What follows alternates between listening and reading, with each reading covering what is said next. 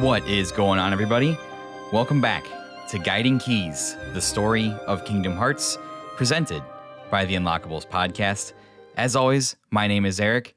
I am your host along this incredible journey through the world of video games and through the world of Kingdom Hearts, and a guide to the fantastical mind of series creator and director Tetsuya Nomura. Thank you so much for tuning in wherever, whenever, in time and space you may be located. It means the world to me that you're here to check out what is going on the show and in the world of Kingdom Hearts. We have an interesting one today. I'll be honest, this is one of the games that I have been actually kind of afraid of. I have some interesting thoughts on it, but I've always been intimidated by the story it tells and the way it presents itself. Not to mention the story that it tells ties in a very significant way to the future of the Kingdom Hearts series. Today, we're going to be talking about Kingdom Hearts Key, Unchained Key, Union Cross and Dark Road, and Key Back Cover, the series of mobile games and 60-minute cutscene movie about the mobile game of Kingdom Hearts. This one is a lot, and I spent a lot of time trying to piece together the information from the various different titles, and we'll explain why there are so many and why so many of these are being wrapped up into one series of episodes. And by the way, just so you know how this is going to work, the future of the episodes going forward is pretty much after this game, we have Kingdom Hearts 3. But the mobile game ran for about 5-ish, 6-ish years and concluded after Kingdom Hearts 3 had already come out. It told additional story past the conclusion of Kingdom Hearts 3. So the way I decided to do the series of episodes on Kingdom Hearts Key, Unchained Key, and Union Cross was I'm going to do the first part up to about the halfway point in the story of the mobile game, because all that information I think is relevant to the plot and to the revelations in Kingdom Hearts 3. And all that stuff kind of came out before Kingdom Hearts 3 came out anyways. And then after we do the series of episodes, however many there will be on Kingdom Hearts 3, we'll do a second part on the mobile game focusing on the story that came afterwards. And we'll do a third part on the standalone single-player mobile game experience, Dark Road, which actually focuses on the youth of Xehanort, his childhood, his earlier days, and kind of what set him on the path that we've seen him on so far. And as we go through this, you'll see I'll differentiate between all of these different titles, talk a little bit about the cutscene movie, which kind of plays into the events of everything. It was a lot of piecing together the disparate pieces of the story in order to form a cohesive narrative. There are some community members in the Kingdom Hearts community whose YouTube videos I watched that really helped me kind of take all the events from all these different titles and put them in order in a way that could be told in a story and easily understood. So we'll get to that. But before we do that, let's just dive in and start getting through some of the usual starter information that I like to present about Kingdom Hearts Key.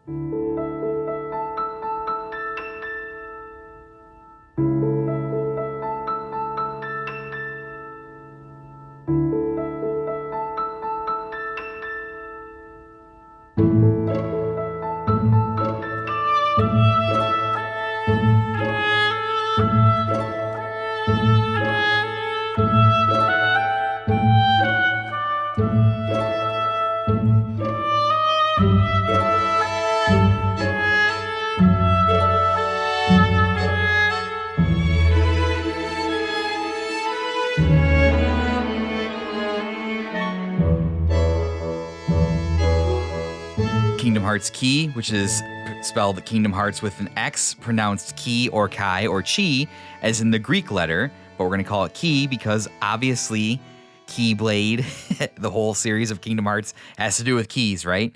So Kingdom Hearts Key is an in-browser Kingdom Hearts game developed by Square Enix, Bitgroove, and Success, and published by Square Enix. Success would actually develop the browser-based version, and Bitgroove would help with the mobile version. A little bit of distinction there. It is officially the 8th installment in the Kingdom Hearts series, but it was exclusive to Japan when it launched in its browser format in July of 2013. A version of the game called Kingdom Hearts Unchained Key was released in 2015 in Japan and 2016 in North America, bringing it off of browsers and to a Western audience for the first time. And as you can see, why do you think they called it Unchained Key? Because you didn't have to be chained to your desk or your browser to play it. You could play it on the go, in the wild, at freedom, wherever your feet would take you. You could play Kingdom Hearts Unchained Key. In April of 2017, Square Enix rebranded the game, however, as Kingdom Hearts Union Cross to promote the game's new multiplayer Union Cross mode, where you could matchmake and play missions directly with other players. It was then again rebranded in June 2020 to Union Cross Dark Road with the release of the standalone game Kingdom Hearts Dark Road, which is the 13th title in the series. The launcher for Dark Road was inside of the Union Cross app, despite Dark Road being a completely different game. Dark Road will receive its own episode for Guiding Keys, like I said at the top, despite it being included alongside Union Cross because the information it gives us technically takes place after the events of Union Cross, so we'll segment it into its own episode to be able to tie everything together nicely, hopefully. Ultimately, Union Cross would transition to an offline app in 2021, as it was announced that Union Cross Dark Road was going offline permanently. As of right now, you can still download the Union Cross app, but its gameplay cannot be experienced. All you can do is watch the cutscenes from the story of the mobile game. Dark Road is currently playable offline in its entirety, being a single-player standalone experience separate from Union Cross. That's not the end of the story or the information about this narrative, though.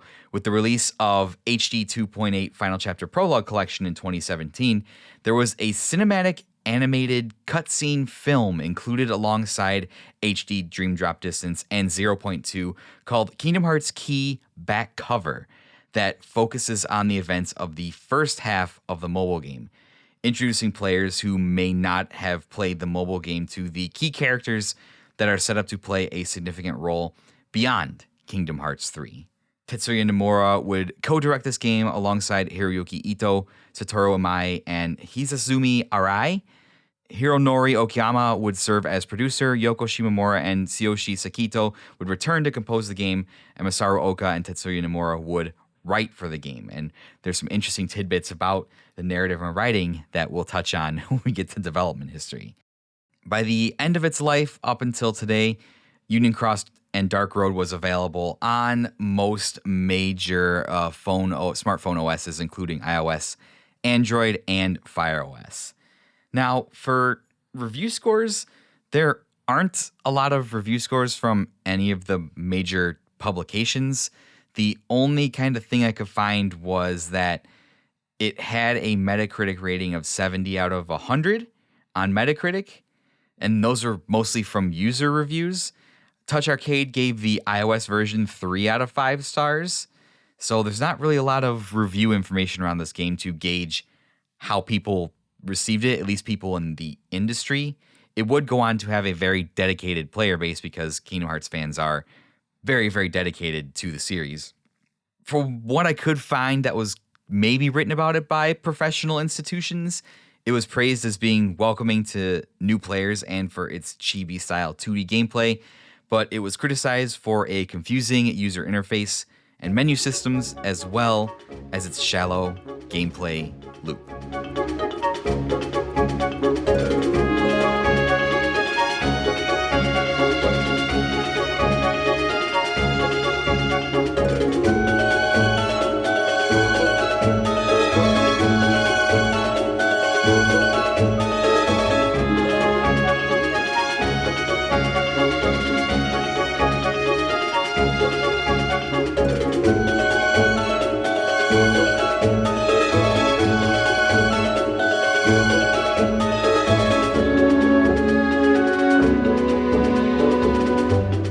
So moving on to some general initial thoughts, like I always start off these episodes with, just to kind of randomly ramble about some of my feelings for the game so you can understand where I'm coming from for the rest of the episode. In case the timeline above is a little confusing to you, let me lay it out simply. So this game began life as Kingdom Hearts Key, and Key was a browser-based web game that was available only in Japan. It was then, once they finished the browser version of the game, ported over to mobile devices, which is where BitGroove came in, where it became Unchained Key. And I already made the joke about why it was called that, because you're unchained from the browser, you get it. It then became rebranded as Union Cross when they added a multiplayer mode, which was, I think, also called Union Cross, where you could go on missions and adventures with other people. And then it became Union Cross Dark Road when Dark Road came out. So that's kind of the timeline of this experience. And all these narratives are told like a little bit differently, but really the narrative's been relatively consistent across all of these versions. They basically tell you the same information. There are some gameplay differences between the browser version and the mobile version that had to be tweaked to accommodate a mobile version, obviously, but we'll touch on that a little bit in like gameplay and development, but that really isn't too important for what we're trying to accomplish with Guiding Keys. The mobile game covers the origin of the Kingdom Hearts universe, essentially, a period of time before and up to the destructive and enigmatic Keyblade War. So we've heard this event referenced a lot by Xehanort, and in the recent Kingdom Hearts titles, he mentions the ancient Keyblade War. He wants to start a new Keyblade War to be able to forge the Master Keyblade and summon Kingdom Hearts. So we're finally going to get some information about this devastating event, one of the most important events in this entire series. There isn't an exact like time period on the timeline where I can be like, this was like 5,083 years ago or whatever, but it's implied to be like centuries before the events of Birth by Sleep and Kingdom Hearts 1. Until now, we've known this to be called the Age of Fairy Tales, but in this story, we'll learn a little bit more about the origins of Keyblades, as well as what life was like when the worlds were all connected as one before the Keyblade War ripped them apart. So for my personal experience, I played the mobile game on and off for most of its entire run. There were like periods of months where I would like fall off, and then when enough story content had come out, I would like go back and try and binge and catch up with all the story content. And while I never finished the story while it was still online, I did get pretty far, and I did watch its conclusion on YouTube. I started to dabble in Dark Road a little bit, but as stated before, even though Dark Road was in the Union Cross app, that will be a separate episode. And as I said before, just to reference, Dark Road will cover the events of Xehanort's youth, his fall to darkness. That game, it's stated, the community's worked out that game takes place roughly 70 years before Birth by Sleep. So that's kind of the earliest point where we can kind of place a game in the earliest Kingdom Hearts timeline where there's a consistent time gap between the games. So, Kingdom Hearts Mobile, Key, Union Cross. I have to segregate my thoughts about predatory mobile games and save that for probably a separate episode. But at its core, it's a traditional gachapon game where players acquire currency to draw powerful characters and add them to their team or their deck, essentially. I mean, if you've played like Genshin Impact or like any of the Marvel gacha games that have come out, anything that has you like collecting heroes or basically playing the lottery to draw to like get 100 free draws and get one epic hero, that's the style of game that it is. I'll cover more about how this works in gameplay presentation. Keep that in the back of your mind. It's not super important for the narrative that we're trying to tell. From a narrative standpoint, this game is, at least to me personally, I find it frustrating. Despite what reviews I could find saying that it was supposed to be welcoming to newcomers, I don't believe that that is entirely the case. There are a lot of advanced Kingdom Hearts concepts that we have covered in these episodes that get brought up in the mobile game and covered in the story of that game and actually get like expanded upon. Some of the more complicated concepts like dreaming and time travel and the nature of the worlds and different realities and stuff get brought up and expanded upon in this mobile game. And you guys know I already kind of struggled to explain the concepts of dream drop distance to you because they are confusing. So when you add that on top of it was a game that was updated infrequently with story content alongside the various rebrandings, there's just a lot in here that is just plain frustrating to try and sort through to determine what are the important aspects of the narrative.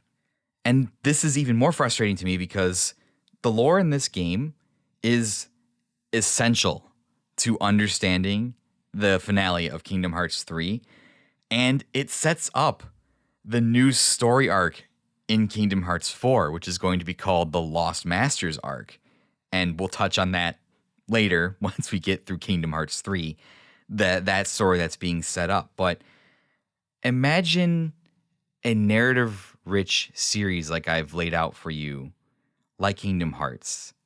And then I've already tried really hard to justify all the different games on the different consoles on the DS and PSP and spread all over the place, right? And thankfully those games have been gathered together on the collections that make them easier to experience. And then I tell you, oh yeah, by the way, the lore in the mobile game that ran for 6 years and is now offline is some of the most important lore in the entire series. It's kind of maddening, right? And it's because of this reason that I'm going to divide up, like I said, I'm dividing the mobile experience game content into 3 parts.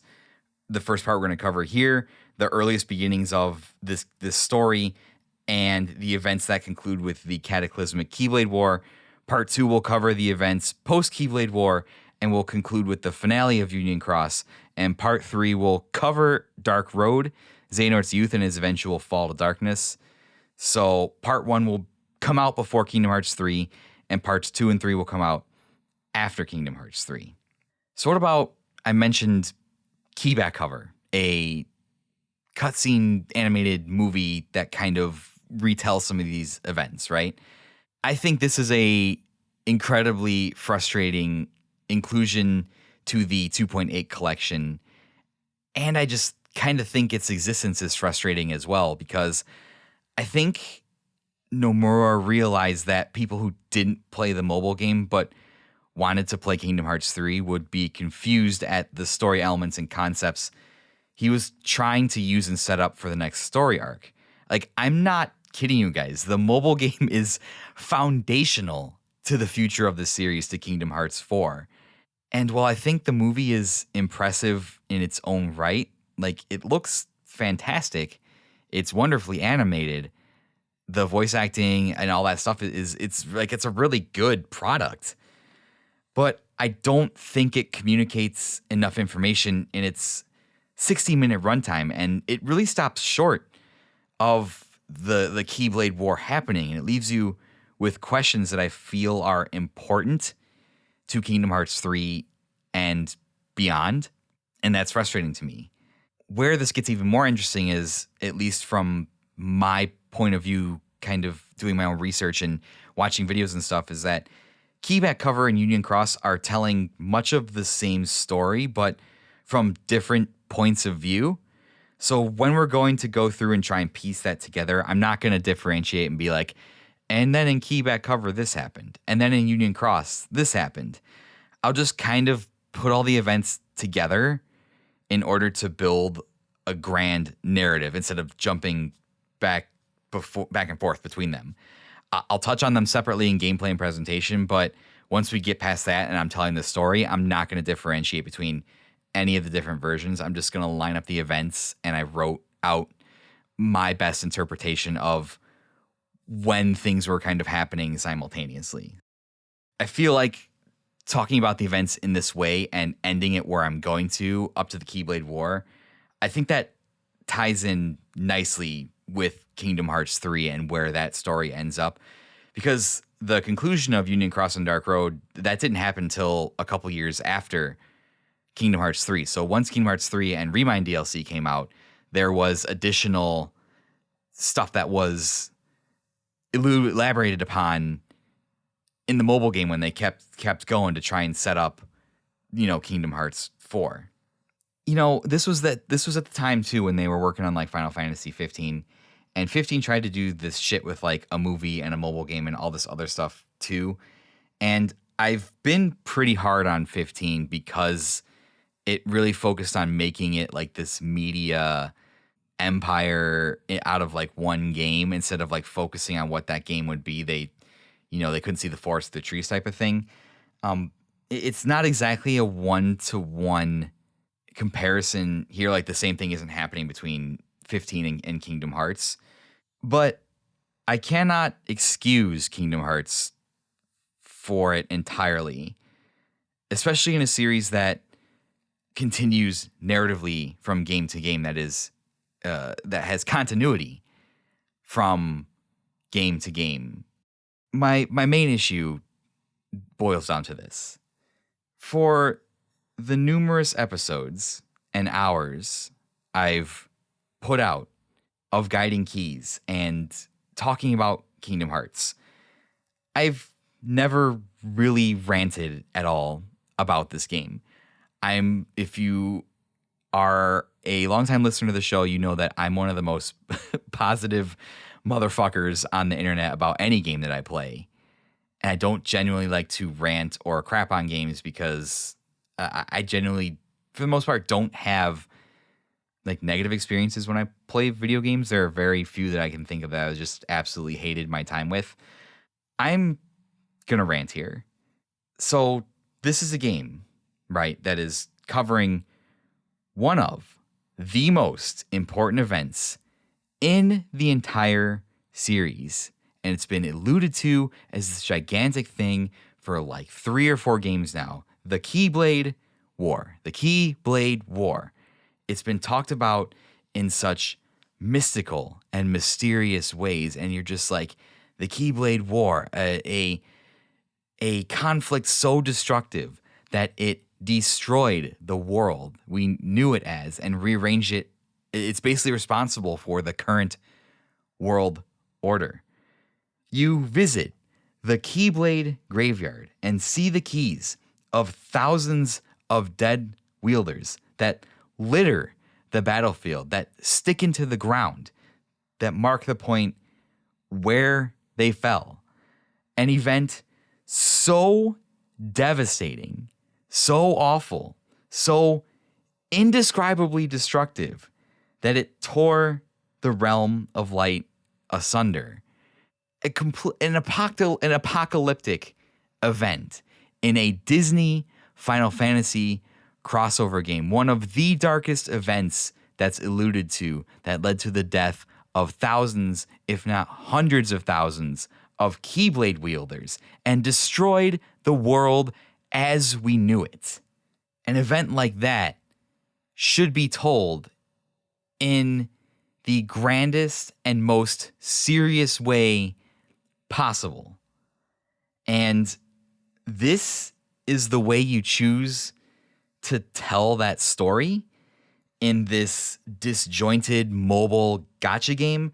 Like, you see the Keyblade War take place in the first half of Union Cross, and I just cannot take it seriously with the way this game presents it in this chibi fairy tale art direction.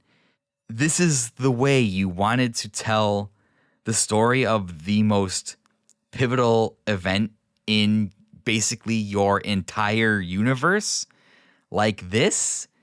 Listen, I get it. I understand. I have read and researched and tried to understand the inner machinations of Tetsuya Nomura's mind more than most people have.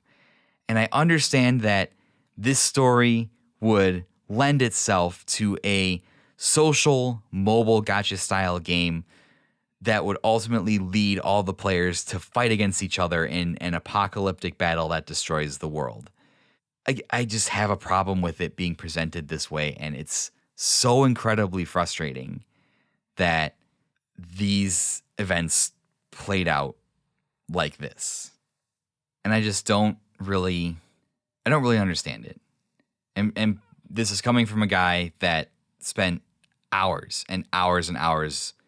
I dedicated myself to the mobile game at points. And I just don't know why the vehicle to tell the story that was going to not only redefine our understanding of the entire series so far, but also define the next arc of story that would cover the next games coming out beyond Kingdom Hearts 3, beyond Melody of Memory, would be told in this manner that would turn a lot of people off. I mean, a lot of dedicated people played through to the end, but I didn't make it to the end, and I consider myself a huge fan. And now that the game is shut down, anybody coming to the series afterwards has limited options in the way that they can learn this information.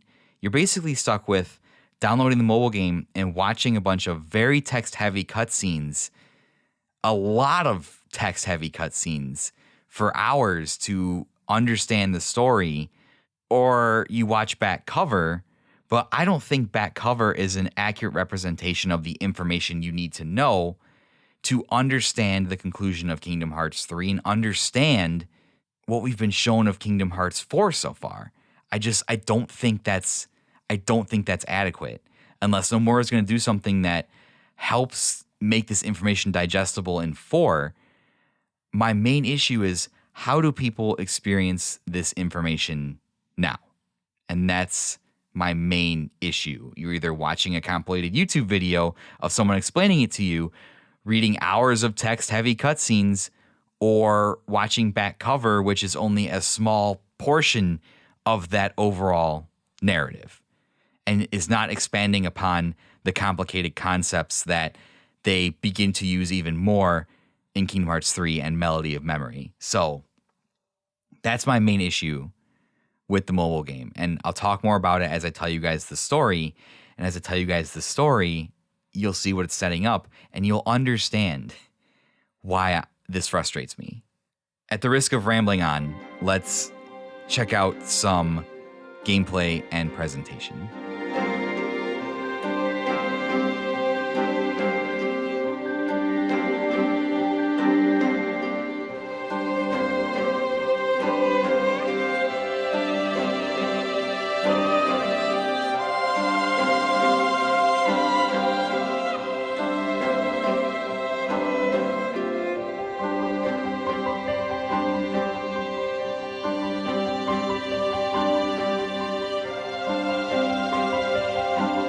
So for gameplay and presentation, I'm not going to go between all the different versions and break down the gameplay and presentation. I'm going to focus mostly on Union Cross presentation and gameplay. Then when we get to Dark Road, I'll do a separate portion on the gameplay of Dark Road because it is a little bit different. And I'll also talk about the presentation of the movie of Key back cover, and that'll basically cover pretty much the entire experience. If you want to do some research on what the browser game looked like, go crazy, but it was Japan exclusive until the mobile game came over. So that's what we're going to be talking about. So, Union Cross presentation. The graphics and presentation of Union Cross are a massive departure from what we've come to expect from the series. The game unfolds on your smartphone or tablet in a 2D space, and your character is a short, admittedly adorable 2D chibi model. This direction was chosen because the past of Kingdom Hearts was called the Age of Fairy Tales, and they wanted an art direction to invoke that fairy tale feeling, so this is what they landed on. There is no 3D Everything is just a flat plane which you move around in. That's it. That's what it looks like. As for the gameplay, when you first fire up Union Cross, players will be prompted to join one of the 5 unions, which are the factions of the game. They are Anguis, Leopardos, Unicornus, Ursus, and Volpes, which if you're up to snuff on maybe it's Latin or Greek or something like that, I don't know. You can probably parse out that the union names stand for snake, leopard, unicorn, bear, and fox, respectively. Seeing that the bear is one of my favorite animals and that the Chicago Bears are my football team of choice, I joined the Ursus Union. The main premise of the game is to collect Lux for your union, and Lux is the physical embodiment of light, and each player contributes to their overall union's total Lux count. At the end of the week, the totals are tallied to see which union gathered the most for the week, and rewards were handed out according to where your union ranked. So guess what? I joined the Ursus Union, and surprise, surprise, that was the least popular one. So every week we were in dead last place, no matter how hard we all tried. It seemed like there were hackers in the game that would just make an obscene amount of Lux, so it didn't really matter. I never saw the ranks change ever from week to week for the times that I was playing it seriously. Maybe when I took breaks it did, but it never did. You also get an individual ranking inside your union for how much Lux you gathered, with however many thousands of people are in your union. So there was one week where I decided I wanted to be the number 1 ranking player in my union. So I had 7 days to play the game as much as possible and gather as much Lux as possible, see if I could take the top spot. And I can tell you, like, seriously, I did this for like a week during summer.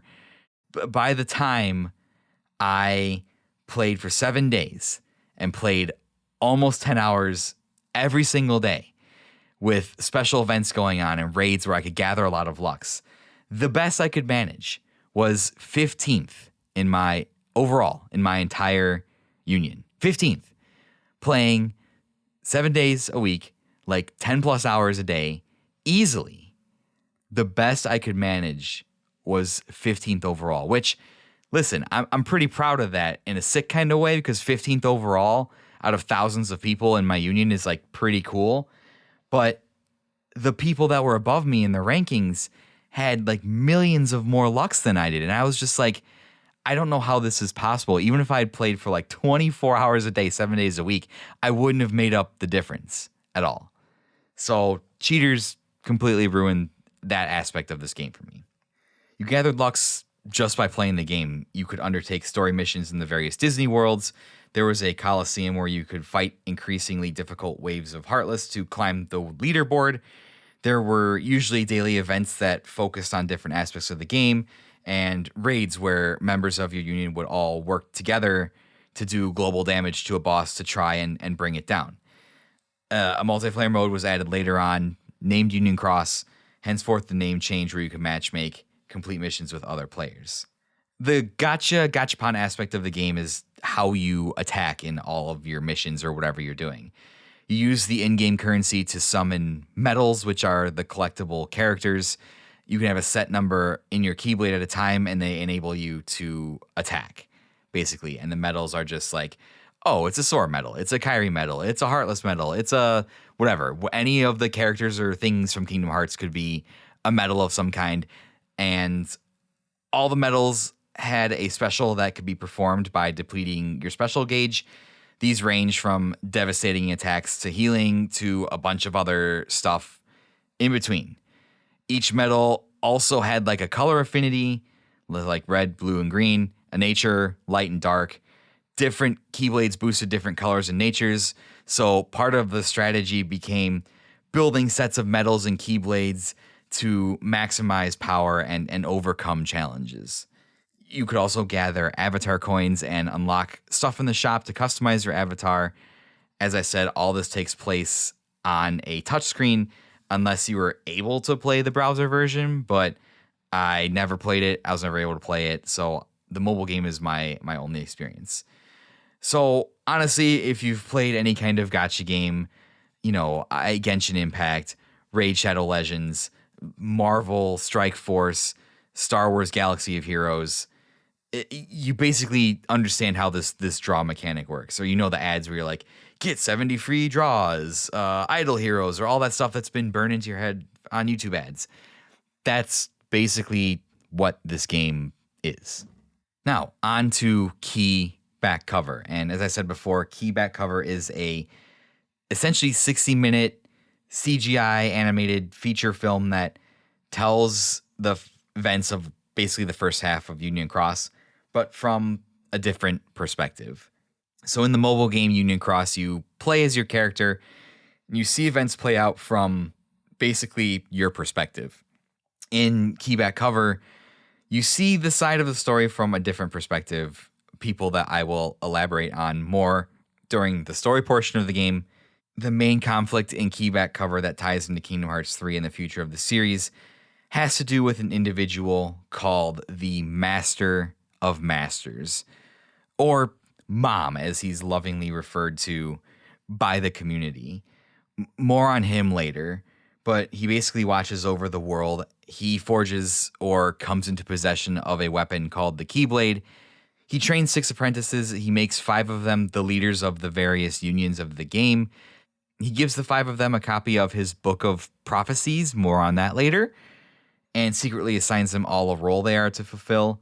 His 6th apprentice has a special role from the other 5. We'll cover that.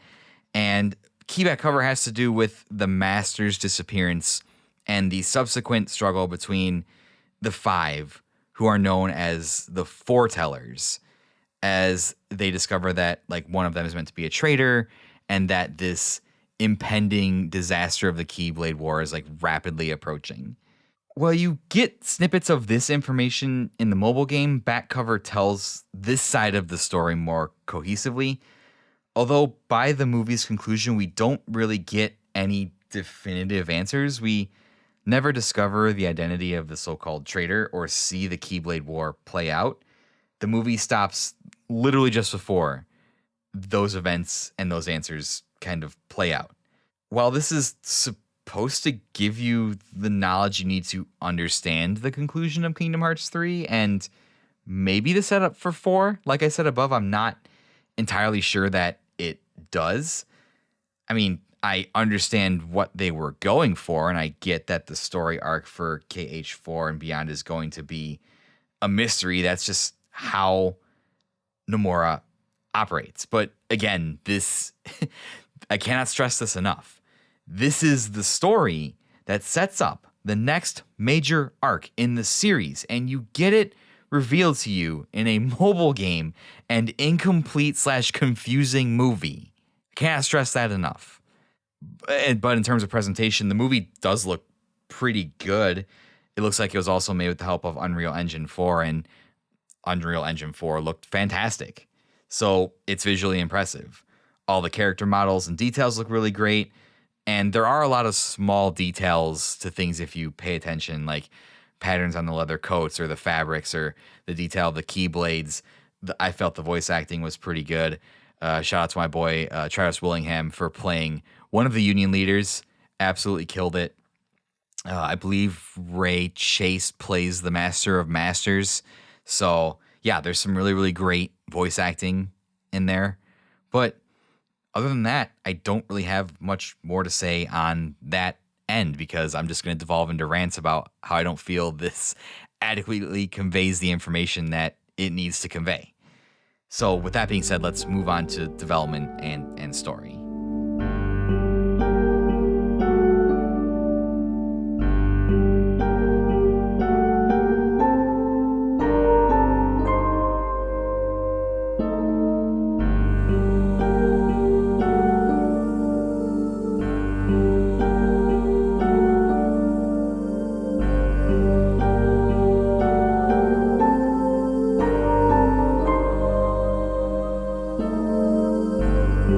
Once again, for the development, shout out to Georges J. Gruard and The Legend of Kingdom Hearts for all of the incredible information that he provides in that book. Like, seriously, these development sections would not be as rich and as more comprehensive as they are, although they're pretty brief compared to like what he writes, without his book. If you want to really know a lot about this era of Square Enix in terms of like what was happening internally, what Nomura was doing, Kingdom Hearts in relationship to like Final Fantasy and everything else that was going on, this book it's a very dense book with a lot of information, but it's incredible and gives insight into the inner workings of Square Enix and just kind of the inner workings of Nomura's mind, really more than anything that I've ever read. So Georges J. Gruard, Legend of Kingdom Hearts, Volume 1. Go check it out. It's awesome. 3rd edition publishing. Go. So, yes. Development history. Let's get to it.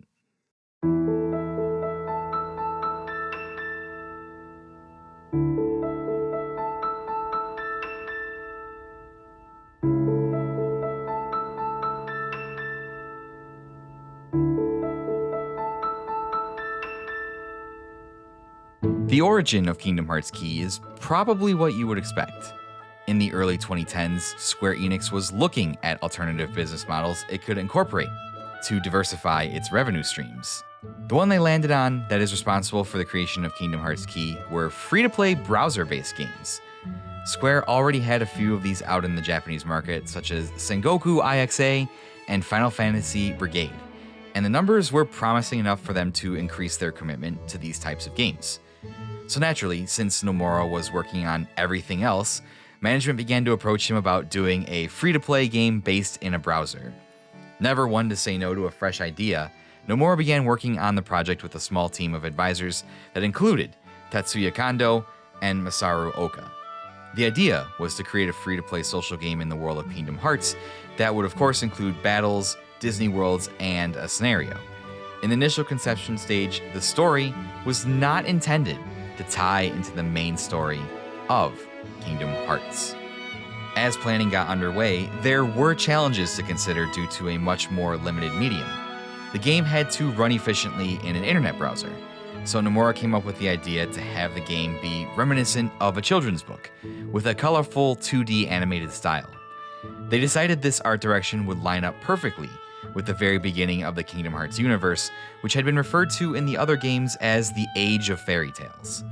This game would also feature light MMORPG mechanics to fulfill the social aspect of it, as well as incorporate a combat collection system inspired by Chain of Memories. Unfortunately, Nomura and his team didn't have a lot of experience working on browser games, so they partnered with Success Corporation, who had experience working on these type of projects.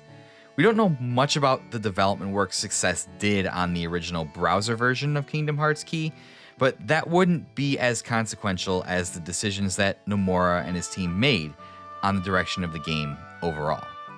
With some of the early details decided on, Nomura got to work fleshing out the story and scenarios of the game.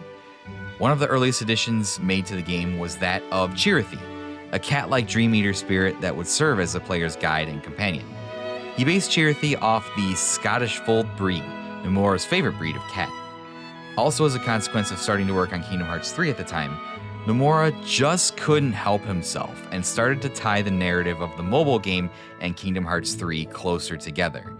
He introduced the Foretellers, ancient masters of the Keyblade and the Master of Masters, an enigmatic individual who was the series' most mysterious character yet. As his work on Kingdom Hearts 3 became bigger and more complex, he just couldn't resist adding elements to both Key and 3 that would reference one another and set up even more future story arcs. It was also during this time that he first began working on the idea to bring the experience to smartphones. But due to the amount of work, that idea would have to be temporarily shelved until they could devote more resources to it. The browser game would be released in 2013 and would eventually have additional chapters added to it over time, as well as a conclusion, while introducing key new characters that would play a part in the future of the series. 2013 was a rough year for Nomura, who saw his dream project Final Fantasy Versus 13 taken away from him and ultimately turned into Final Fantasy 15. He responded how he normally did, by burying himself in his work, which led to the reactivation of the mobile version of Kingdom Hearts Key project, which he called Unchained Key. There were a number of adjustments made to the Key experience to accommodate smartphones. Nomura spent a lot of time on how a person would interact with the game via a smartphone. Obviously, swiping and tapping a screen was much more simplistic than playing with a controller, but he managed to find a way to make these systems satisfactory to him as a designer by placing an emphasis on seeing the damage numbers go up and how responsive the game was when you actually interacted with it. The card-based system featured in Key was changed to medals, as US beta testers for Key thought it was a card game at first, rather than a browser-based RPG type game. But in terms of the story content and narrative, Unchained Key was completely identical to Key. Instead of being able to select worlds, he had the story unfold in a series of sequential missions that took between 1 and 3 minutes to complete each, making them perfect for commutes or quick hits of gaming. This would ultimately result in 50-ish missions being added every month or so to progress the story, as well as changing raids, special holiday events, and things like that, which would encourage players to spend money on microtransactions.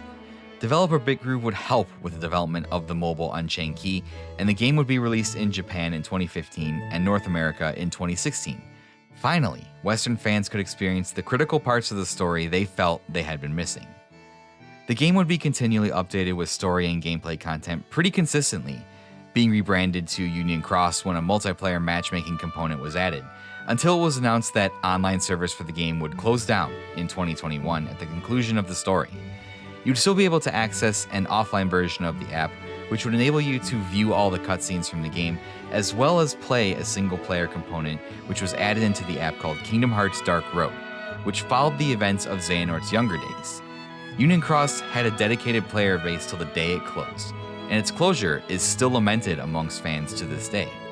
One thing is for certain, its closure has made a serious piece of the Kingdom Hearts story difficult to access and comprehend. The community has done a tremendous job to document and break down the story of Union Cross so that people who come to the games later have an opportunity to understand a significant narrative in the Kingdom Hearts universe.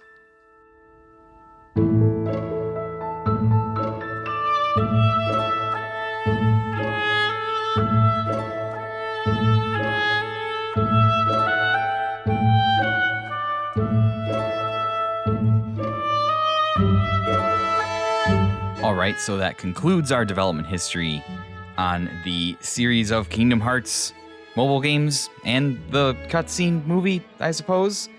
So we are going to now dive into the story, and like I said, I'm going to tell the first part of the mobile story that comprises the stuff from back cover and the couple of the browser game and the mobile game, Union Cross, Unchained Key, whatever it ended up being. Too many things to keep straight, but we won't have to worry about that because I'm telling the concise story. So I do have to shout out, and I will shout it out twice, once here and once in the script. Big shout out to Adamo279 on YouTube, who runs a Kingdom Hearts focused channels where he talks about a bunch of theories in the story and all that kind of stuff. Really, really great channel. He had an incredible summary video on his channel that kind of lined up the events of back cover and Union Cross and all these things that were happening. So I relied on that video a lot to kind of structure this story and figure out where all the events kind of fit together and work together. So Download279 on YouTube, big shout out. Go and check out his channel if you have any interest in diving into some like really, really deep topics on Kingdom Hearts. He has like a really, really cool theory on who the Master of Masters actually is. It's a great video. Really great production value too. So go check him out. Without further ado, it's time for me to tell you the story of the beginning of the Kingdom Hearts series and the ambitions and plots of one man in particular.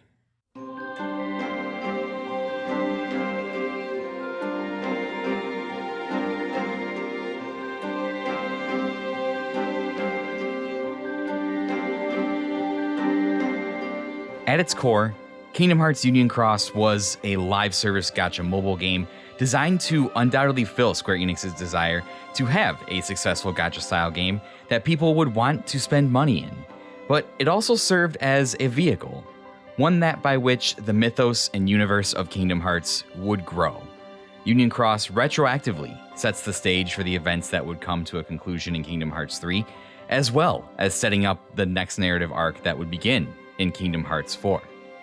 It is, of course, the story of our player character and our adventures in the world before its destruction during the Keyblade War and subsequent aftermath. But more importantly, it is the story of the most intriguing and mysterious individual in the series to date, one of which we know very little about. Union Cross is ultimately the story about the plots, schemes, and hidden motives of the Master of Masters. Before we begin, I would like to give a big shout out to Damo279 on YouTube, whose summary videos I relied on heavily to line up the events of Key, Unchained Key, Union Cross, and Key back cover between the foreground narrative of the player character and the background narrative of the Master and the Foretellers. Our story begins before the devastating conflict of the Keyblade War, back when all the worlds were still connected under one light. The main setting is Daybreak Town, a vibrant and lively town with a massive tower at its center. And from that tower, a man simply known as the Master of Masters kept watch over the realm of light. At some point in time during his existence, he came to wield, or he himself created a weapon known as a Keyblade. He would then go on to take 6 apprentices filled with light, bequeathing them their own Keyblades and training them in his teachings. You wouldn't know it by looking at him, but from our very brief time we spend with the Master, he seems very aloof, unserious, certainly not someone you would think of when hearing the name Master of Masters. He's a difficult man to read, face and body obscured by the familiar black cloaks we've come to know and love. And his theme music reflects as such, being a chaotic collection of piano and orchestra music interspersed with more structured themes to indicate his mysterious nature is underlain with purpose.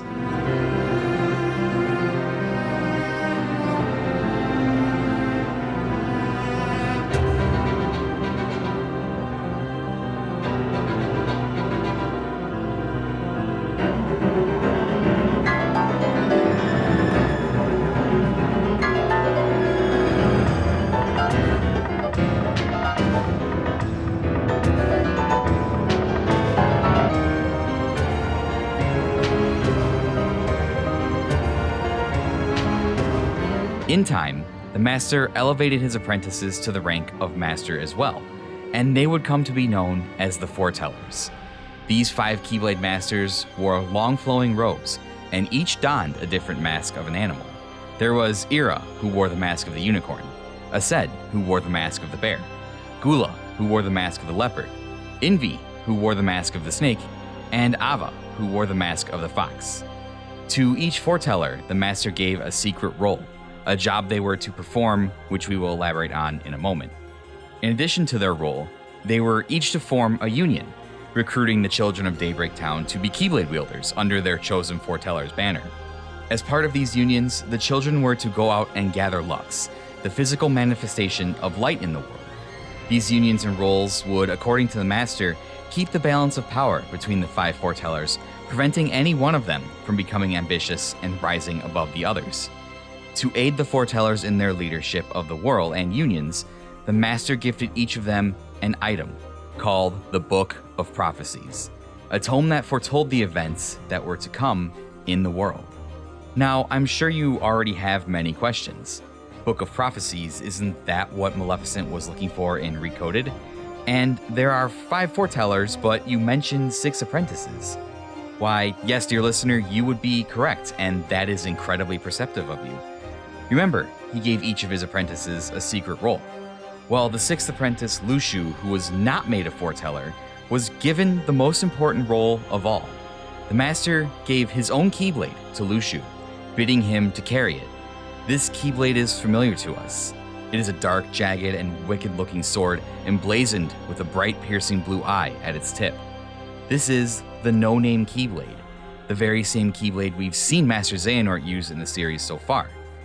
The Master tells Luxu that the eye embedded in the Keyblade is the Master's own eye. He removed it from his head, and through some ancient power, formed a temporal link with it, allowing the Master to see any event in the future that the eye in the Keyblade observed. He instructs Luxu to go out into the world and keep a distant watch on the events that were about to unfold. In a sense, he tells Luxu that he already succeeded in his role, as the Master used this link to look into the future and write the Book of Prophecies he gives to the Foretellers. He also gives Luxu a mysterious black box and tells him to leave, taking the no-name Keyblade and the box with him, and to remain hidden and out of sight. He also tells Luxu that he must under no circumstances open the box. He then bestows the Book of Prophecies to the Foretellers as well as their roles. Ira is to be the new leader in the Master's stead, in preparation for the day that the Master may suddenly disappear or no longer be with them. Aced is supposed to support Ira as their new leader and step up to the plate to help if Ira should falter. Envy is tasked with information gathering and mediating any disputes between the Foretellers to keep the peace. Gula has a more interesting task. The Master informs Gula that a traitor will appear amongst the Foretellers, and that Gula's role is to discover who the traitor is. To do this, the Master gives Gula a page from the Book of Prophecies that isn't present in any other copy of the book. Ava has perhaps the most important task. Her role is to gather exceptional Keyblade wielders regardless of their Union allegiance, and prepare them for the coming world, a world that they would inherit after the destructive cataclysm that concludes the Book of Prophecies. For on the final pages it reads, "The fated land will be a battleground for a great war. Light will see defeat and expire, while darkness will prevail forevermore." This final passage troubles the Foretellers, who immediately begin devising ways to avoid the coming doom. But the Master tells them it's pointless. The future is set. Destiny is never left to chance, as we've heard so many times in the series. What troubles them even more is the Master's continued insistence that he may one day disappear and not be around any longer. To add to the tension and anxiety felt by the Foretellers, Ira, who has been studying the Book of Prophecies relentlessly, notices a discrepancy in the order of events, almost as if there is a page missing. Whether on his own or due to the influence of the Master, Ira approaches the other Foretellers and floats the idea that there may be a traitor in their midst, which is a correct deduction if we are to believe the role that the Master gave Gula, that of finding the traitor in their midst. And sure enough, as he alluded to many times, after establishing the Foretellers, their roles, and the Book of Prophecies, the Master simply disappears from the world and would not be heard from again for many, many ages. All of the actions he took to seemingly ensure stability after his disappearance seem to have done the opposite. The 5 leaders of the world now distrusted one another. They've been given secret roles by the Master they aren't to disclose to anyone, and they lead their own unions in competition with one another to see who can gather the most Lux. And what's more, they now suspect one another as being the traitor. The system the Master leaves in place isn't one that was designed to ensure stability, but to sow seeds of chaos and distrust. All feelings that are very tempting to the darkness. And as if the situation the Foretellers were in didn't cause them enough stress already, the disappearance of their beloved Master only heightened the emotional suffering they were already feeling. Bound as they were by the Master's strict rules, fear of breaking those rules or taking aggressive action would lead the others to believe one is the traitor, and their frustration and guilt mounted as they marched towards the inevitable conclusion printed on the final page of the Book of Prophecies, hastening an inevitable conflict between the Foretellers and their unions. That conflict would soon come. At the height of distrust between the various unions and their leaders, and to prevent any one union from gathering too much Lux to summon Kingdom Hearts, the Foretellers led their unions, who were filled with children, wielding Keyblades mind you, to the fated battleground, which would become known as the Keyblade Graveyard, where a titanic clash would be fought under the light of Kingdom Hearts.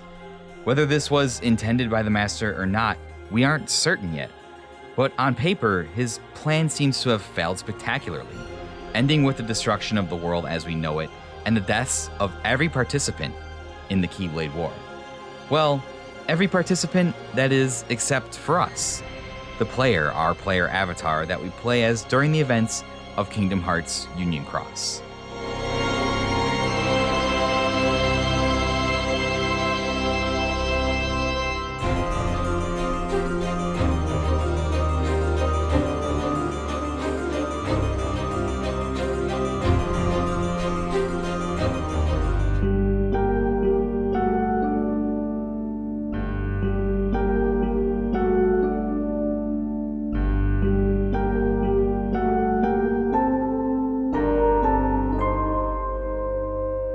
Our journey as the player begins as it does in most Kingdom Hearts games, with a dive to the heart. It is here that we are free to join one of the 5 unions led by the Foretellers. This is mostly personal preference, as the union you choose will determine your team, as you work with your union in the game to collect more Lux than others. Our main mission carries us through the first part of the game, We are tasked with going to the various worlds that comprise the greater connected world and gathering Lux that has been stolen by Heartless. Alongside our Chirithy companion, a benevolent spirit created by the Master to assist Keyblade wielders, we visit the various Disney worlds, gathering Lux and helping the denizens of those worlds with their problems. The Chirithy are bound to their Keyblade wielder, but are not subservient to them. They serve as guides and assistants, but allow the wielders to make their own decisions. If a wielder dies, so does its Chirithy, and if a wielder succumbs to darkness, a dark Chirithy is born. We carry out our duty and don't think much of it. That is, until we cross paths with another Keyblade wielder from a different union named Ephemer, a boy with white hair and sporting a red scarf. We forge a fast friendship with Ephemer, and he reveals to us that he has some suspicions about the nature of the world and Lux. Ephemer theorizes that the worlds they are visiting aren't part of the real world at all, rather just illusions, and the Lux we have been gathering was not stolen by the Heartless, but the light of the actual world. Determined to find answers, we set out with Ephemer to the one place we think we could find answers, the Daybreak Town Tower, home of the Foretellers. We spend all day looking and finally find a secret entrance in the impenetrable base of the tower, but the day is late, and we agree to meet Ephemer at the Fountain Square first thing in the morning to enter the tower. The following day, we wait hours for Ephemer at the fountain, but he never shows up. And as the sun sets lower, we look genuinely sad about not seeing our friend that day. Another orange-haired wielder named Strelitzia just happens to be passing by and notices how upset we look. She wants to say hello and see if we are okay, but she never works up the courage to come over and talk to us. Several months later, upon returning from a mission, a portal opens up as we pass the Fountain Square. From the portal emerges a girl with long black hair named Skuld. She informs us that Ephemer had contacted her in a dream and wanted to warn her, and us, that the Keyblade War was rapidly approaching, as things deteriorated with the Unions and the Foretellers. Alarmed, we rush to the tower along with Skuld, but encounter a terrifying enemy along the way. Blocking our path to the tower are scores of Darklings, children who had fallen to darkness in their pursuit of the light, as well as a dark Chirithy, a malevolent reflection of our own good-natured Chirithy, who is dragging others into darkness. But we have no time to spare as we defeat the Darklings and rush to the tower where we would encounter one of the Foretellers, Master Ava herself. We express our concern that a coming conflict will soon consume the world, and Ava confirms as much. She then asks if we want to join her special group of Keyblade wielders outside of the Union system, known as the Dandelions, and it is here that Ava reveals the role given to her by the Master. She was tasked with seeking out exceptional Keyblade wielders from across all the Unions and forming a special group named the Dandelions. These Dandelions wouldn't take place in the coming conflict, but instead would enter a world where they could avoid the destruction of the Keyblade War and survive to the world beyond the devastation that it was sure to wrought. There would be no strife or stress, no negative emotions that would call the darkness and affect them. In this new world, 5 new Union leaders would lead them instead of the Foretellers, and this too is part of Ava's role. Before he disappeared, the Master told Ava the names of those who she should recruit to be the new Union leaders once the Keyblade War was over. Ephemer was one of those chosen wielders, and was unable to join us at the Fountain Square because of his duties to prepare for the world after the Keyblade War. In addition to Ephemer, the Master named Skuld, Strelitzia, a wielder named Laurium, and a wielder named Brain on a piece of paper, instructing Ava to recruit them to the Dandelions and prep them to be the new Union leaders. One of the names on the list was circled in red, and that person was to get their very own copy of the Book of Prophecies. The Master then reveals to Ava that the new world that she was to prepare the Dandelions for was in fact a data version of the world they were currently in. This would consist of Data Daybreak Town and the false worlds that Ephemer had correctly guessed the wielders were visiting all along, although they wouldn't initially figure that out. Also included were the data backups of everyone in Daybreak Town. The belief was that the Dandelions would be safe from the destruction of the coming Keyblade War in this data world, and would emerge afterwards to reclaim and restore whatever was left.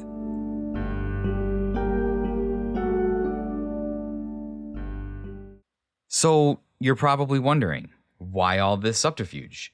Why this deception? Why this overly complicated plan? This plan by the Master seems overly convoluted and destined to fail. If his true goal was to ensure the survival of the world beyond the Keyblade War, why would he put in place a system that seems guaranteed to set the Foretellers and Unions at odds with one another, placing them on the path of war. Well, what if I told you that this destruction was all part of the Master's plan? Part of a greater gambit to defeat his ultimate enemy, the darkness.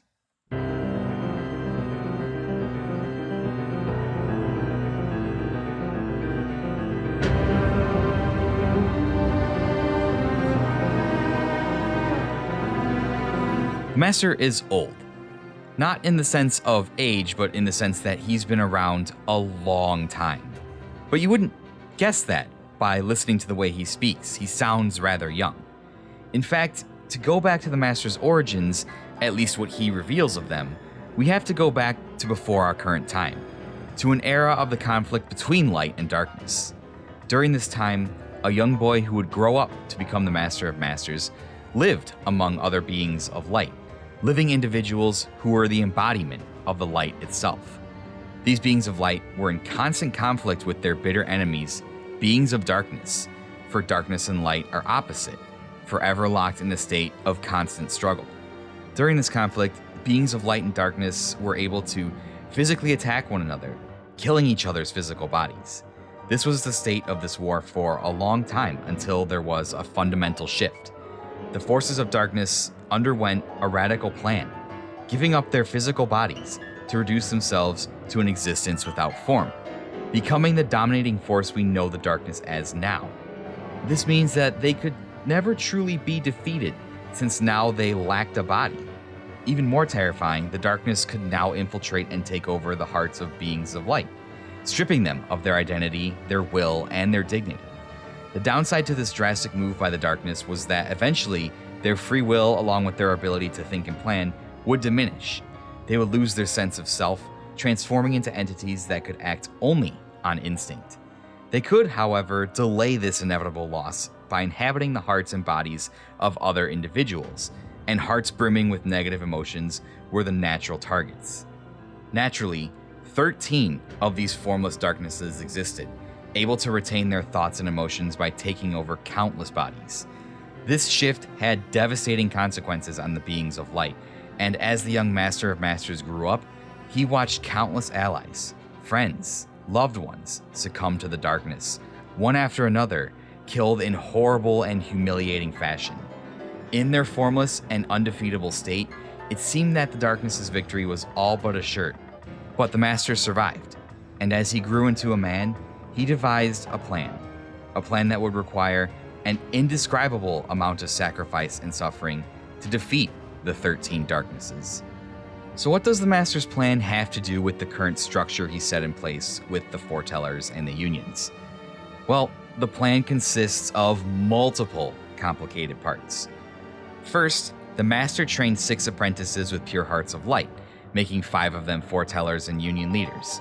By creating the Book of Prophecies, making each of them lead a union, and spreading the seeds of a traitor amongst the Foretellers, he guaranteed that the lead up to the foreseen Keyblade War would be fraught with negative emotion, stress, fear, anxiety, distrust. With those emotions swirling in the hearts of the Foretellers, the darkness would not be able to resist entering their bodies to take control of them. But the Foretellers' hearts of pure light would trap the darkness inside of them, and during the mutually assured destruction of the Keyblade War, the Foretellers would perish, taking the darknesses with them. This would account for 5 of the 13 darknesses, with the Master intending to trap a darkness within himself and Luxu as well, bringing the total to 7. The new Union leaders chosen from the Dandelions would also be used to trap the darknesses, and would be sent into the future, where a new generation of Keyblade wielders would defeat them, bringing the total number of darknesses accounted for to 12. Despite the fact that the destruction of the Keyblade War would theoretically not be able to reach the Dandelions in the virtual world, the darkness could reach them, and this was the Master's intention. This would leave one darkness trapped in the data world, destroyed alongside the data world's destruction. All this death, destruction, and annihilation, the slaughter of thousands of children in the Unions, as well as the Foretellers, who trusted and loved their Master, was all to achieve a potential victory over half of the Master's ultimate foes, the entities responsible for the darkness in the world of Kingdom Hearts. With so great a cost and the sundering of the Realm of Light, as well as the loss of Kingdom Hearts, some would call this a Pyrrhic victory. the Master ultimately reveals all these truths to a horrified Luxu, who questions if all this death and destruction is the only way. The Master, however, calms Luxu's anger, stating that he doesn't intend to sacrifice everyone needlessly, and has a secondary plan to potentially save everyone. Luxu says no more, silently walking away, as the Master bids him under his breath to follow his heart, calling him the traitor.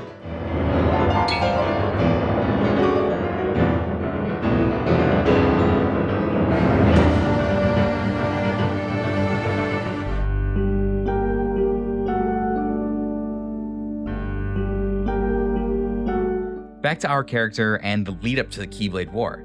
Our character refuses Ava's initial invitation to join the Dandelions, much to her and Skuld's surprise. And it's here that we see, despite having planned for everything, due to the acts of a few, some deviations in the Master's plan begin to take place. Things that we aren't entirely sure were supposed to happen. First, after Ava is given the new names of the Union leaders she is to choose from the Dandelions, she sees that one of the names on the list is circled in red, as we mentioned before. The Master tells her that she is to give this person a copy of the Book of Prophecies.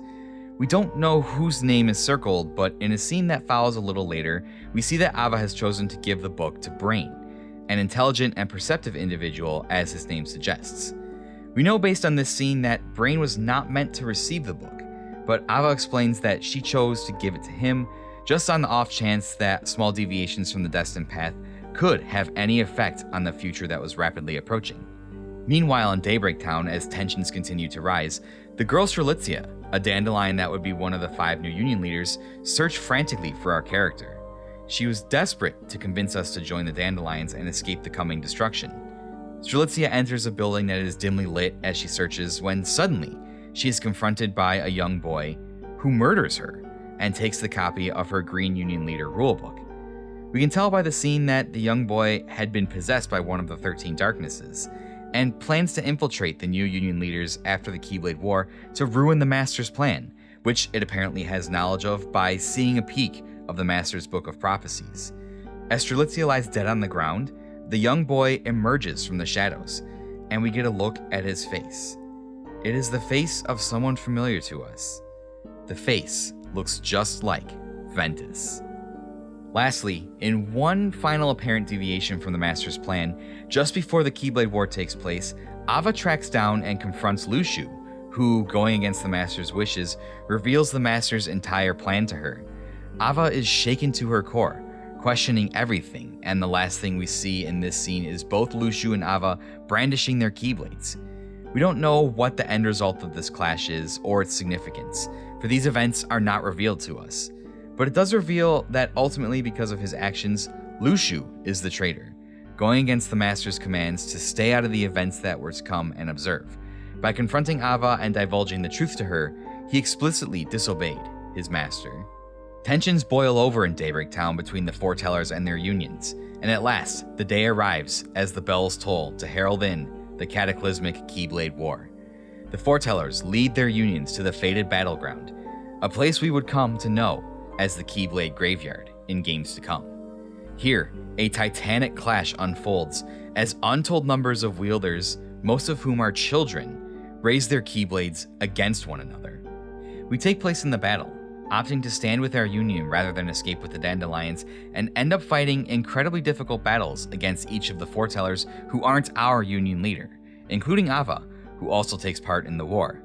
We manage to just barely survive the fearsome power of the Foretellers, but the battle rages on for an unknown amount of time. Finally, the dust settles. The conflict draws to a close, as thousands of Keyblades fall from the sky and embed themselves in the ground, where they would stand as silent grave markers for eons to come. The camera pans and comes upon our player. We're dying, the conflict having drained all of our strength and having sustained mortal wounds. This would have been the end, but suddenly, a light beamed down from the sky, illuminating us as our friends Ephemer and Skuld appear before us.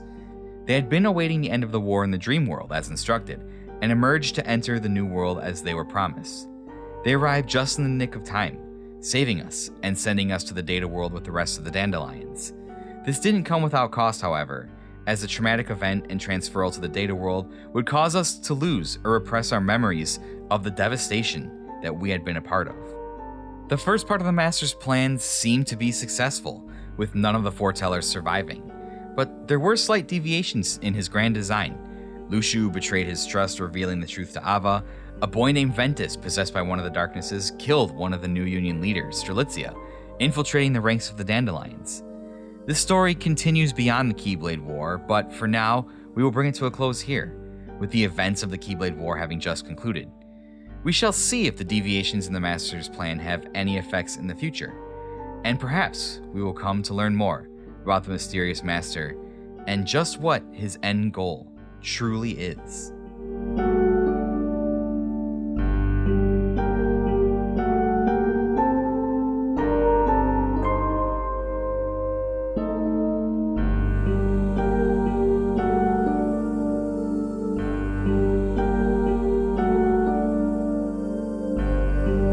So hopefully you had some time during that music break to digest the entire story that I just told you. And that was just part of the story. And I'm sure it's coming to dawn on you, if it hasn't already, you're realizing that this story is actually pretty horrific in the way that the Master decides to use child soldiers to utilize to reach his end goal. And it's very shocking. It's a very shocking narrative when you think about it. So let's go through some of the things, and I'll see if I can highlight some of the more important things that I just read off to you in that story. So let's talk about the very, very beginning, which I kind of divulged in the middle of the story, to like the Master's youth and the original state of the world, beings of light and darkness, right? The original state of the world, light and darkness, were physical beings that existed, and they warred against each other. So they were thinking, feeling individuals who were essentially fighting an eternal war with one another because their very existences were diametrically opposed to one another, essentially. The Master was one of these beings of light growing up, and he witnessed this war, and he witnessed the strategy of the darkness shift when they gave up their bodily forms to become incorporeal, or this force of nature that could take over hearts to basically ensure them that they couldn't be killed or defeated by the beings of light, which the beings of light were horrified by this revelation. He saw his friends, his family, his allies, the people that he loved, all be taken from him by the darkness, and he watched them die in the most horrible ways imaginable. I'm telling you now, like with such a tragic backstory and forming this horrible plan, you would be surprised to hear the Master speak. You would be surprised at his personality and the way that he sounds. He is very aloof. He is very sarcastic. He jokes around a lot with his apprentices. He's not someone you would have expected of suffering this kind of trauma or tragedy, or somebody capable of coming up with such a horrific plan to achieve victory. So right away off the bat, when you encounter the Master of Masters, he has this tragic backstory, but he presents himself in this way that's very hard he's like a wild card. He's very hard to pin down. It's kind of understandable considering how long he's survived and the things that he's done, because we don't know the period of time between when this happened and when the Master started implementing this plan. And with alternate realities and time travel shenanigans, like we don't even know if the Master is from like this original timeline. There could be some like shenanigan stuff going on, but that's theory crafting. I said I wasn't going to engage in that too much. He obviously can see the future, and he writes a book of prophecies for some reason. So if he writes a book of prophecies, if he sees the future, there's some really complicated stuff going in here that gets elaborated on in different parts of the mobile game episodes that I'm doing here. I'm trying really hard to hold it together and not divulge things too soon as to confuse you more. So just understand that the Master has suffered a lot of trauma at the hands of the darkness, and he considers it his main enemy. His goal is to destroy the darkness, basically, at the basic understanding of what his motives and goals are. That's kind of what we come to understand. And you kind of feel for him because he's been a part of this conflict his entire life, and he's seen the darkness take and do all these terrible things to all of his friends and family and loved ones. And it's truly horrible. We can see we've seen in the series before how horrible it is when the darkness takes control of somebody, Riku having lost himself completely. So it's a horrible, terrifying thing. Something that's really, really kind of dark. So the Master's plan and the Foretellers, the apprentices of the Master. So here's some insight into the Foretellers and Luxu, the apprentices of the Master that he chose, who, it's important to note, they all had hearts of pure light as was necessary for his plan. One interesting thing I will note about the Foretellers and the apprentices that may come into play later, but I want to note it here just in case it does, just kind of covering my bases for the future if this kind of comes into play. I read to you the names of the apprentices, and if you're up to snuff on some of your Latin, maybe, or maybe it's Greek or Latin or something like that, I don't know, then you'll realize that each of the apprentices is named for one of the 7 deadly sins. So Ava, of course, being Avarita, which is greed, Luxu being Luxuria, which is lust, Envy being Invidia, which is envy, Gula being Gula for gluttony, Ira being Ira for wrath, and Ased being Acedia for sloth. I'm not sure if I pronounced all those correctly, so I apologize. I'm not a scholar on dead languages. Please forgive me. You also probably noticed, because you're a very smart listener, that the final sin is not listed. This is only 6, and that is the sin of superbia, which is pride. This has caused many to speculate that the name of the Master has something to do with the Latin word of the deadly sin of pride, superbia, but we're not entirely sure that's the case. I think that would be too obvious. And again, I'll keep some of my thoughts about the Master closer to my chest until we flesh them out a little bit more. So this is a fascinating detail, but if you play the game and watch the key back cover movie, I wouldn't say that all the Foretellers display each of these sins outright. I don't see Ava explicitly being greedy to the point of it being very obvious, although you could argue that her decision to give the Book of Prophecies to a different person could be seen as her greed to change the future, maybe. But I think that's stretching it just a little bit. This has led to a number of different theories, such as maybe the Master was placing pieces of himself inside the Foretellers like Xehanort, but we won't speculate on that here because it would make sense to be like, oh, this is the part of him that's greed or lust or all of his kind of failings of his own being. Not sure. Not going to speculate on that, but it's just something to keep in your mind because it's an interesting note. And Nomura never does anything without a reason for it most of the time. So, Master's plan. Let me just break it down for you as simply as I can. At first, it seems like the Master is just really bad at setting things up. The way he sets up the unions and the Foretellers basically guarantees that there will be conflict. The union system invites competition and power gathering and distrust and negative feelings between the Foretellers, which is kind of what he wants. So, of course, right off the bat, you're going to be like, the Master is just bad at setting this up. Like, the system he sets up is probably like the worst system you could possibly imagine if you're trying to maintain peace and prevent darkness and war. So, but that's not the point, because this is all a ruse. The Master is baiting the darkness by creating chaos and negative emotions. He intends to trap a number of the 13 darknesses in his apprentices and destroy them during the Keyblade War. And then he would trap another set of darknesses in the new Union leaders, relying on the future generations to deal with those darknesses. I mean, any way you slice it, this is kind of just like a Reader's Digest Clip Notes version of what his plan is, right? And you could argue that it kind of makes sense in the mythos and the lore of Kingdom Hearts, right? But any way you slice it, this plan is super fucked up. So much death, so much destruction, raising his apprentices and the child Keyblade wielders for slaughter to maybe attain half of a victory, maybe, and we're not even sure if it even worked. I mean, I'm not kidding when I say child Keyblade wielders. Like, they refer to the members of the unions as children. These are child soldiers that he sets to basically fight one another.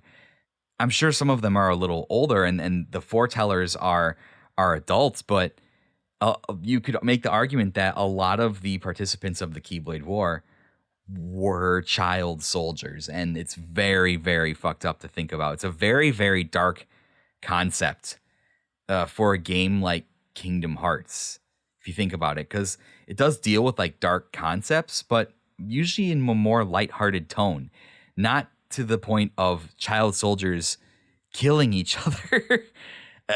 It's insane when you think about it.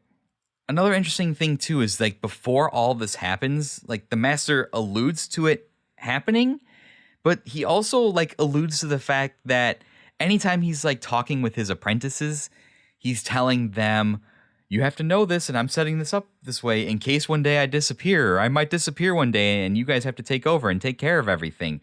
He alludes to it so often that it's almost like he's planning to disappear, and then he does just fucking disappear to where we don't really know because we don't really see him again after that point where he just says, oh, I'm going to disappear, and then does.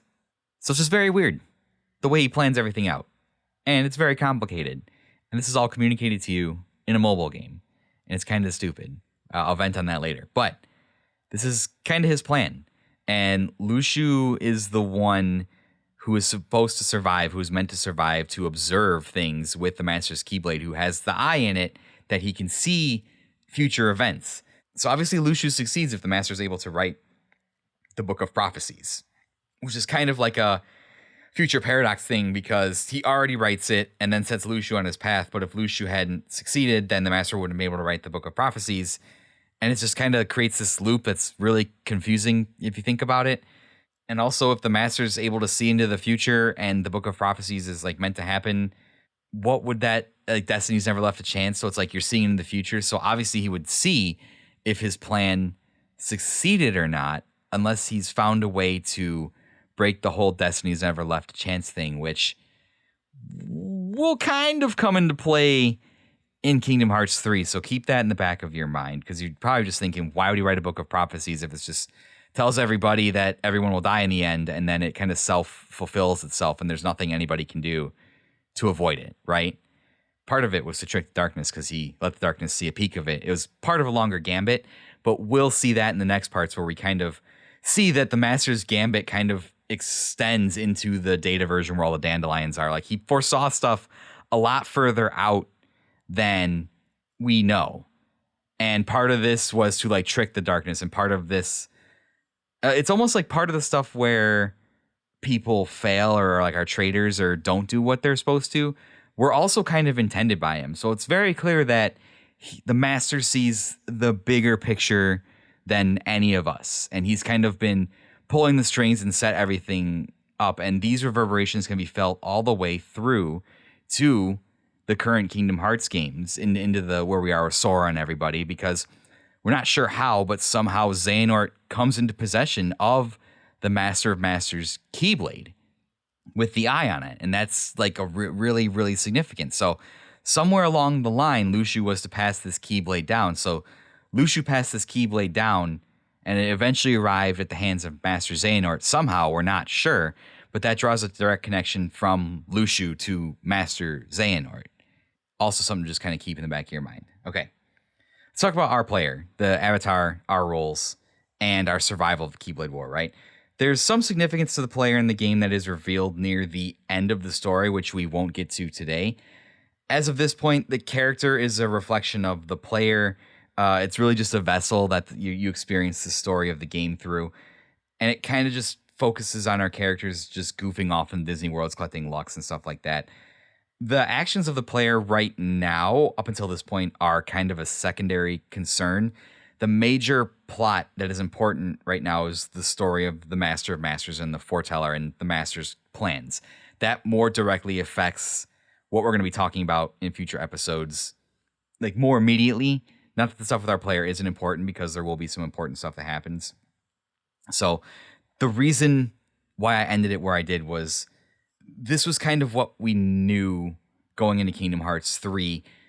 This is kind of where the story was in Union Cross as Kingdom Hearts 3 came out. This is kind of like what we knew. And I felt like it might have gone a little bit further than that, but I felt like this was the pertinent information you need to understand the events of Kingdom Hearts 3, some of the stuff that inevitably will tie into this game that Nomura kind of ties in. And like I said, this mobile game sets up the next arc that's going to start in Kingdom Hearts 4, the Lost Masters arc. And you can obviously probably guess by that, now that you have a little more information, the Foretellers are gone. The Master of Masters is missing. So they're your Lost Masters. How are they going to impact the future of this series? So after this part, we'll play Kingdom Hearts 3. We'll do however many parts I'm going to have on that.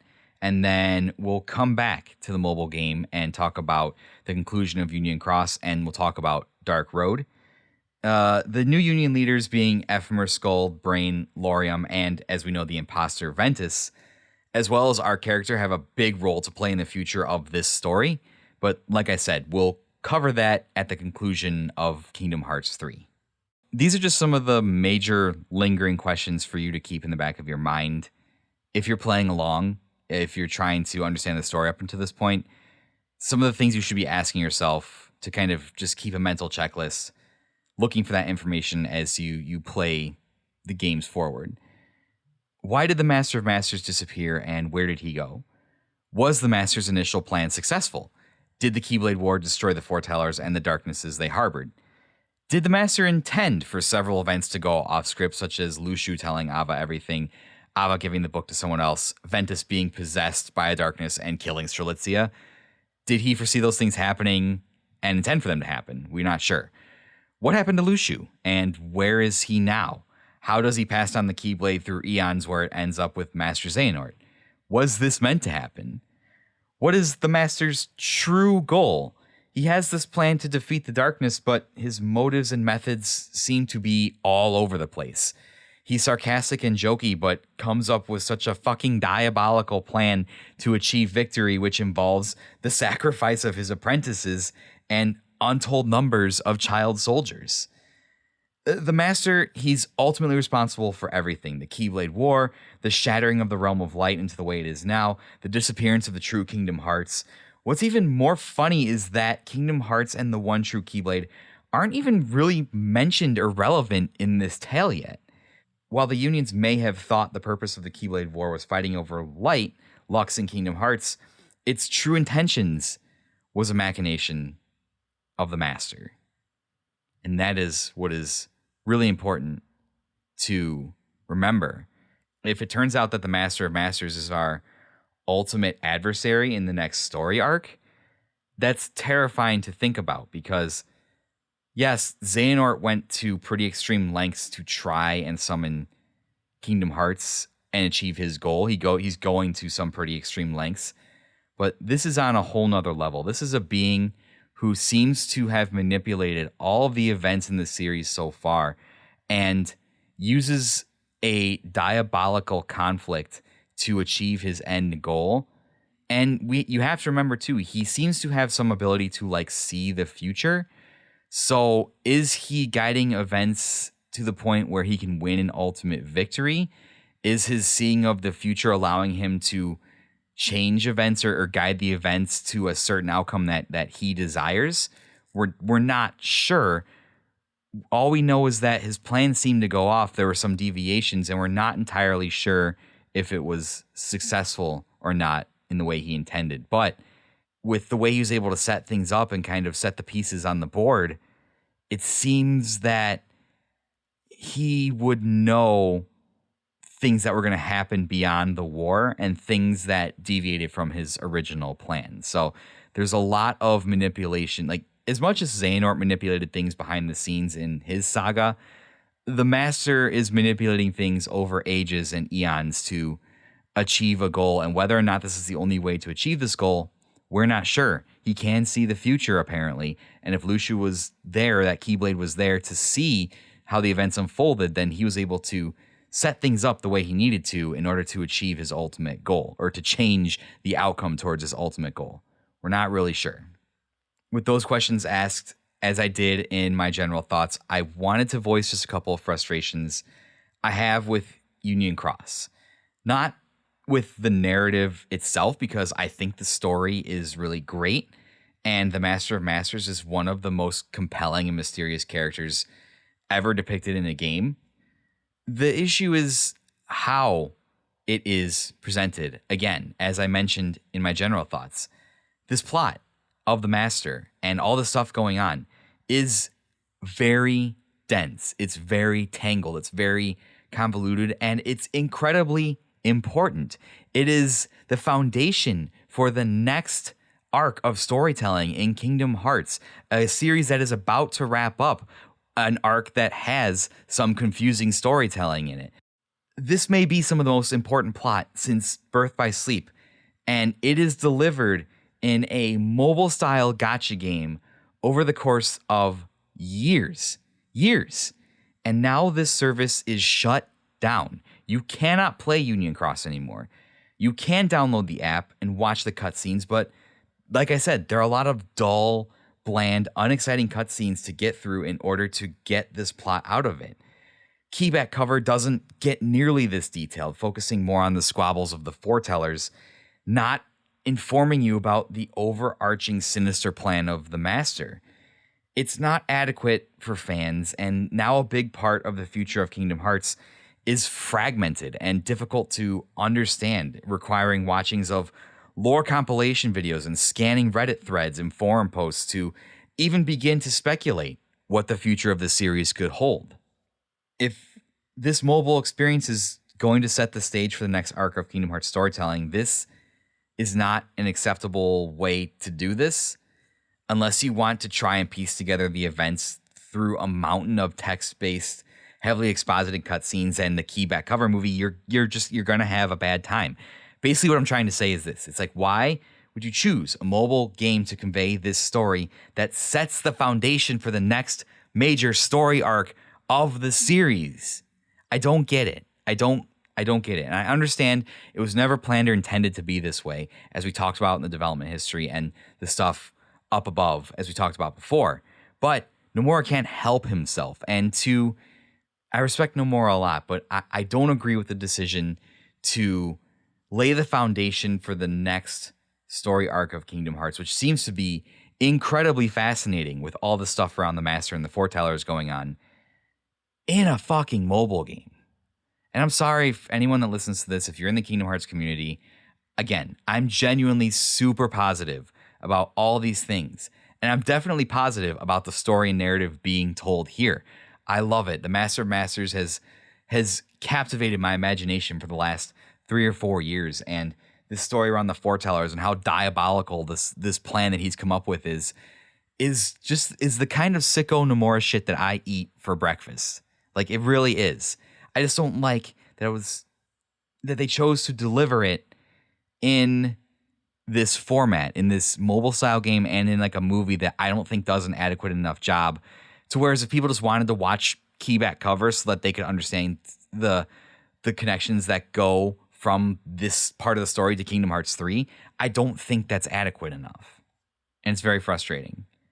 Unless Nomura can do something that at the start of Kingdom Hearts 4 that easily explains all this stuff, we're kind of back at the same situation we were before all the HD collections came out, with all these stories kind of scattered all over the place, and they had to spend most of the 2010s gathering them all together and making them accessible for the public so that you could understand the entire story.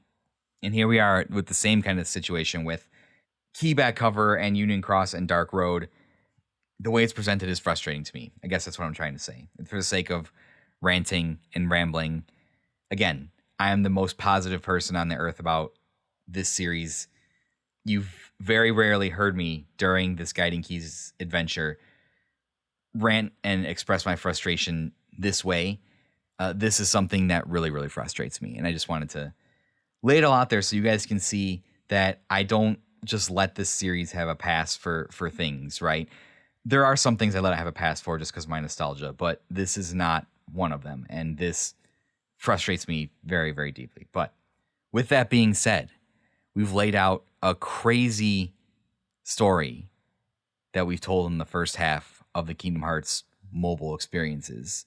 You now have the information to understand the things I'm about to tell you in Kingdom Hearts 3, I believe.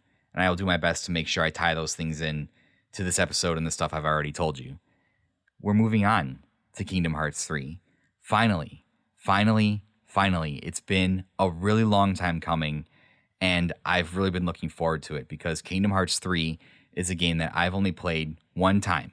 I played and beat it in 2019 when it came out, and after that, my life changed dramatically. It's almost beautiful poetry when I think about the effect of Kingdom Hearts and playing Kingdom Hearts 3 on it, and that kind of almost bookending a chapter of my life as I moved on to the next chapter of my life. So Kingdom Hearts 3 will be the next series of episodes. I don't know how many episodes it's going to be, how many I'll be able to break it down into. We'll have to see. I'm not entirely sure, but I'm playing it now as we speak. I'm very excited. When I finished it originally, just to give you guys a little bit of a sneak peek, I had some very conflicted thoughts on how I felt about it. I, of course, cried when the credits rolled, but some of the things in the way the story laid out kind of left me unsatisfied. At the time, I don't think it was the conclusion that I wanted. So we'll see if a second replay, now that I've been going through all the games, now that I've aged a little bit, I've had more time to digest the story, now that I know where the story is going, I'll see if I feel the same way. And I think my understanding of Kingdom Hearts is greater now than it has ever been in my entire life, just by doing this series. So we'll see if Kingdom Hearts 3 grows on me. Not that it doesn't grow on me because it's a fantastic game. Not that it hasn't grown on me because it's a fantastic game. But we'll see if I feel differently about the things we learn in that game when it's played. And we're playing it right now. I'm in the early stages of playing it right now, but it's being played right now. And it's just surreal that we're finally here. Kingdom Hearts 3 is not the end of Guiding Keys. We have Dark Road. We have a mobile game, Dark Road, and Melody Memories after that. And then that'll be it. So if you want to reach me on social media or wherever I am on the internet, all you have to do is go to linktr.ee/Unlockables podcast. Join the Discord. It's great in there. We have a bunch of people all over the internet sphere, all over the podcasting community who make great stuff. It's a lot of fun. We talk about Nomura stuff. Some people that have listened to the show have even started their own playthroughs of Kingdom Hearts, which is the highest fucking compliment that people could give me, saying that I listened to your series, I wasn't interested in playing Kingdom Hearts, and I'm going back and playing the entire series now, which is insane. That's the highest compliment I could ever get, and that inspires me to keep doing this and keep putting this stuff out. So Discord's there, my Twitter, my Instagram, all that fun stuff. Go and check it out. With that, we're going to wrap up this episode. Enjoy thinking about child soldiers in Kingdom Hearts, because that is basically the story I just told you. It's very diabolical. I'll leave you with that. As always, remember, it's not just the story of video games, it's the story of you. And may your hearts be your guiding key.